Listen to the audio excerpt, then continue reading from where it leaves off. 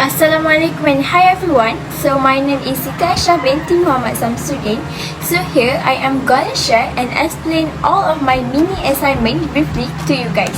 Do enjoy my video everyone. So this is all the topic I'm gonna explain later. For the first one is computer crime and security.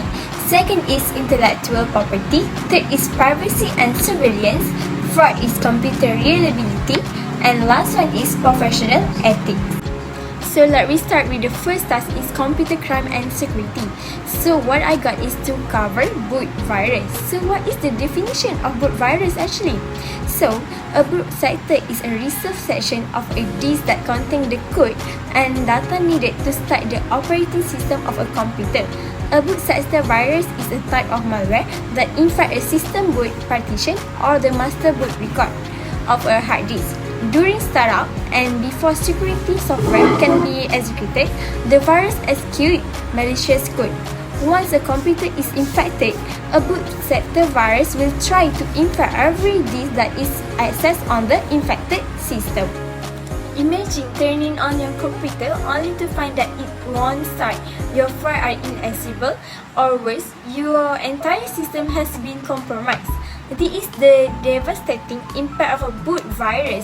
A virus that targets the very foundation of your computer functionality. So here, why does the boot virus we can consider as a harmful? First, let's talk about the critical system impact of a boot virus. Boot virus target the essential startup process of the computer. Specifically, they infect the master boot record or MBR. Now, let's discuss how boot virus spread and why they are so persistent. Boot virus often spread through removable media, devices like a USB drive or external hard drive. If one of these devices is infected and connected to another computer, the virus can infect the system boot sector. What makes them even more dangerous is their ability to remain inactive for long periods. They can sit undetected in your system, waiting for the right moment to activate. Finally, let's look at the damage caused by boot virus. This virus can corrupt or delete critical data, making it inaccessible or usable. Let's talk about some simple and effective ways to protect our computer from boot virus. This virus can be dangerous, but with the right step, we can prevent them and keep our system safe. First, make sure you have strong antivirus installed on your computer. It should have real-time protection to catch viruses as they appear. Also enable something called boot time scanning, which helps detect boot virus when your computer starts. Next, be cautious with USB drive and external hard drive and avoid using devices from untrusted sources. And also, always scan external drive for virus before opening any file on them. When you are online, avoid downloading files from websites that look suspicious or unverified, like torrent site. Be careful with emails too. If you get an email from someone you don't recognize, or if it has strange link or attachment, don't click on them. Always double check the sender identity first.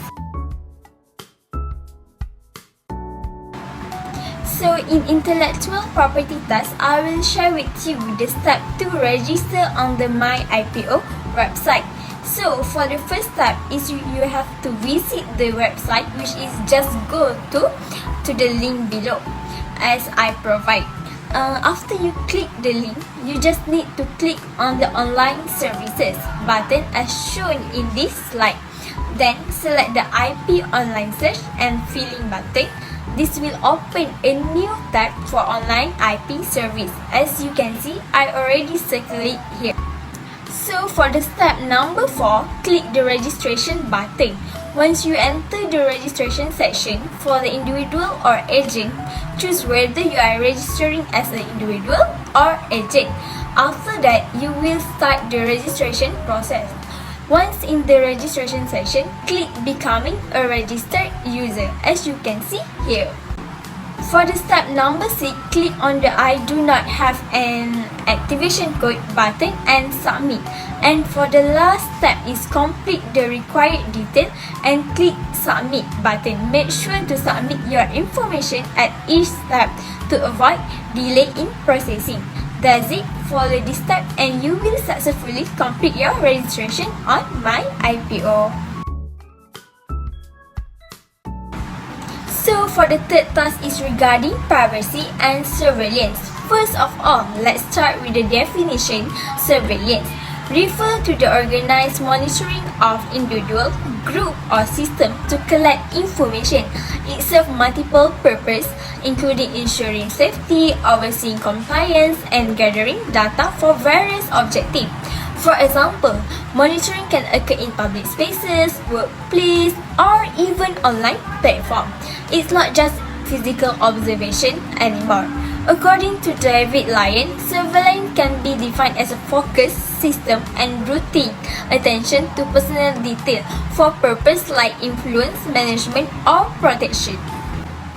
Surveillance can be categorized into several types depending on its method and also purpose. For the first one is physical surveillance. This involves direct observation by people like security guard or undercover police officer. Second is electronic surveillance. This uses technology like CCTV cameras, GPS trackers, and wiretape. Third is digital surveillance. This tracks online activities such as browsing, social media use, and app interaction. Fourth is biometric surveillance. This involves technology like facial recognition, iris scanning, and fingerprint. Last one is aerial surveillance. This uses drones, satellite, or aircraft to monitor large area.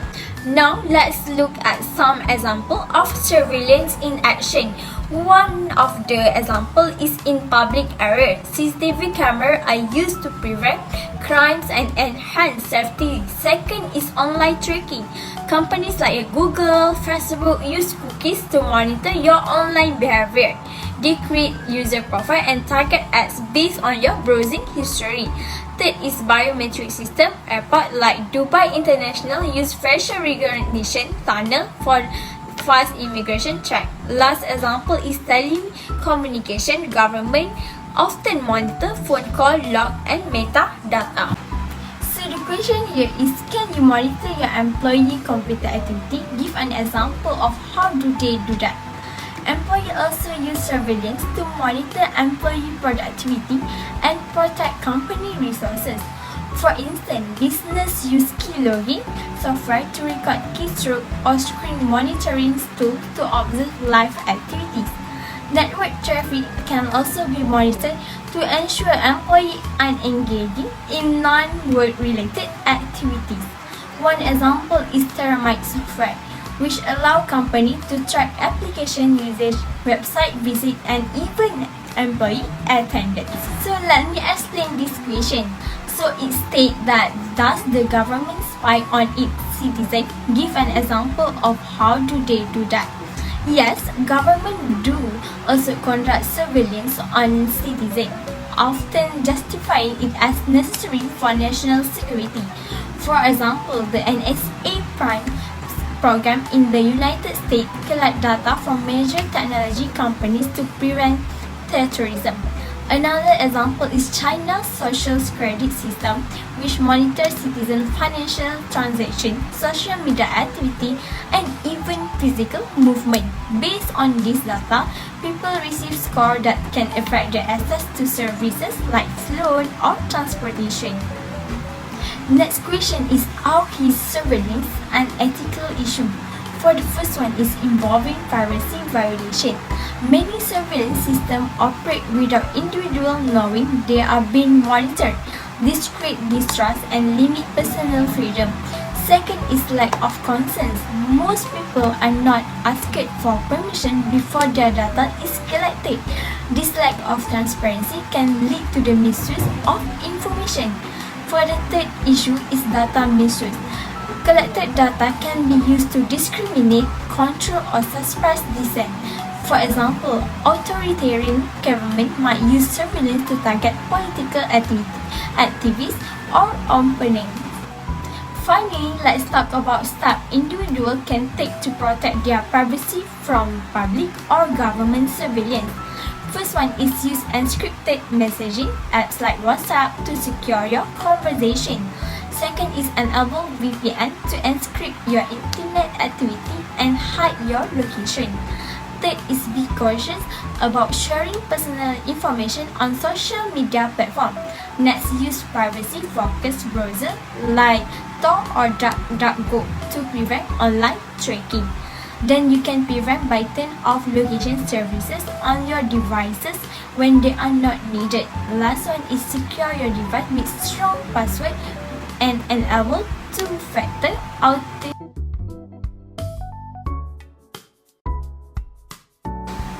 So that is why reliability in computer system is important. Reliability is essential for building trust and ensuring smooth functionality in system. A reliable system boosts user confidence, reducing downtime and maintenance costs, which is critical for industry like finance and healthcare. It also helps maintain data integrity and support business continuity, contributing to customer loyalty and a positive reputation. The computer worm, which emerged in 2008, infected millions of computers worldwide using hybrid spreading mechanism. It combined global random probing, local network probing, and neighborhood probing for rapid and extensive infection. The study found that while global probing was inefficient, it was crucial for discovering new vulnerable subnets. Local and neighborhood probing were more efficient within identified regions. This hybrid strategy posed significant challenges for cybersecurity, highlighting the need for innovation defense like a network neighborhood watch. I will be discussing how the reliability of mobile phone has evolved, specifically comparing the hardware and software reliability of Nokia and BlackBerry devices with modern Android and Apple smartphone. First, let's talk about hardware reliability. Nokia and BlackBerry devices were known for their exceptional durability. Nokia phones, for example, were almost indestructible, capable of withstanding fall, roll, and handling and even harsh environment. BlackBerry devices feature physical keyboard which were tactile, robust, and long-lasting. Additionally, these older devices had longer battery life due to the simpler hardware. They could go days without charging, making them highly reliable for their time. In contrast, modern Android and Apple smartphones emphasize sleek, elegant design and larger display, while materials like Gorilla Glass and aluminum have improved. These devices are more fragile and prone to damage. That's why cases and screen protectors are almost necessity today. Modern smartphones also have shorter battery life because they power advanced components like high-resolution screen and energy-demanding apps requiring frequent charging. Next, let's compare software reliability. Nokia and BlackBerry operated on simpler, more stable systems like Symbian OS and BlackBerry OS. These systems were designed for essential functions like call, messaging, and productivity. Because they had limited features, they rarely crashes or experience glitches, ensuring reliability performance over their lifespan. On the other hand, Android and the iOS offer feature-rich operating systems with countless apps, cloud connectivity, and frequent updates. This system provides a much more advanced and flexible user experience. However, this complexity comes with challenges, such as occasional software glitch, reduced performance over time, and compatible issues.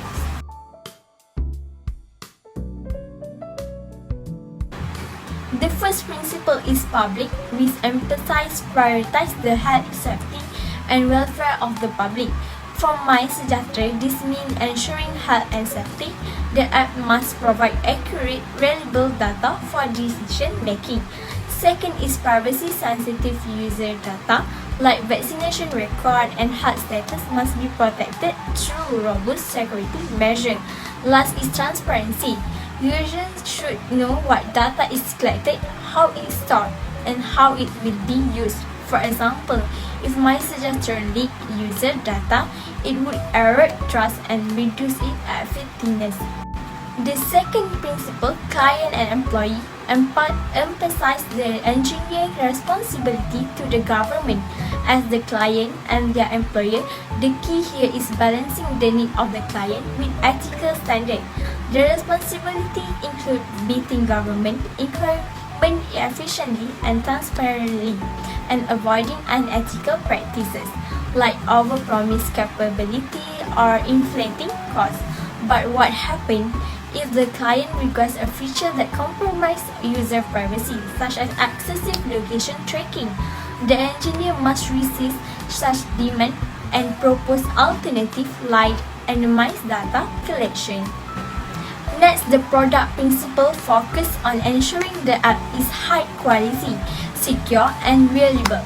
For MySejahtera, this means rigorous testing to eliminate bugs and ensure smooth functionality across devices, including all the models. Continuous updates and fixes after release to maintain performance and security, and prioritize data security to protect sensitive user information from breach. For example, if a vulnerability is discovered, it must be addressed immediately to prevent harms. The engineer also needs to anticipate future challenges like scalability, ensuring the apps can handle surge in user during emergencies. The final principle is judgment, which focuses on the engineer's ability to make ethical decisions in challenging situations. This involves balancing technical requirements, legal constraints, and ethical considerations, avoiding conflict of interest such as prioritize profit or speed over quality, and addressing vulnerability or flaws immediately, even if it causes delay or additional cost. For example, if adding a feature like location tracking risks privacy, the engineer must propose less invasive alternative. In conclusion, the development of MySejahtera highlights the importance of ethical decision making in software engineering. So unfortunately, we have come to the end of my sharing video. So here's some of the links for the references